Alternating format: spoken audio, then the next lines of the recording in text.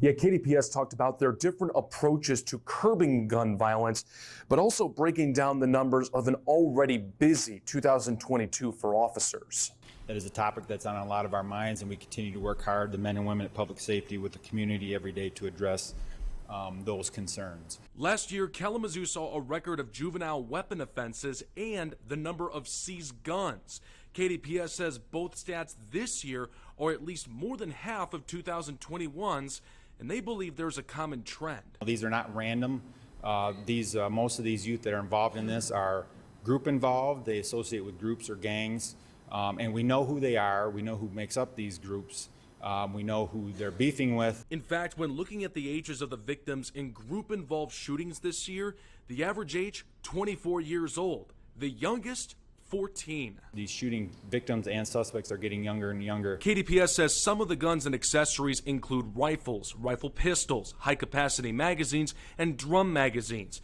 Deputy Chief David Boyson told commissioners another pattern as to how these legally purchased guns end up being stolen. So as what we've seen in the last 2 years is really an increase in motor vehicle thefts, and as what we're finding is the youth are looking at cars, unlocked cars, and they're looking for weapons. And if the keys are in there, the key fob's in there, they're going to steal the car as a bonus, but they're really looking for guns. We have to be intentional about getting to our youth and talking about healthy choices wherever they at. Among the ongoing services presented to commissioners, the department's community service team explained how providers are utilizing provider partnerships to give the right care to those seeking mental health services, especially those on repeat calls. We listen to their ongoing situation and concerns, assess needs, and then work with them to identify and link them to the most appropriate services.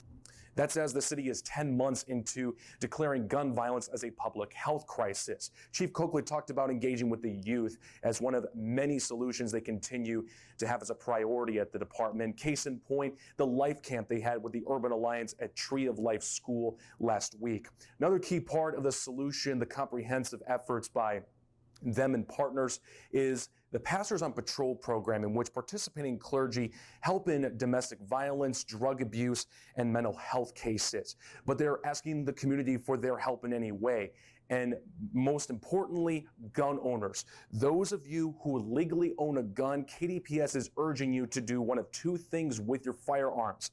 Either have them locked up if they're not on you, or to keep them secure. In our Kalamazoo studio, David Horak, News 8.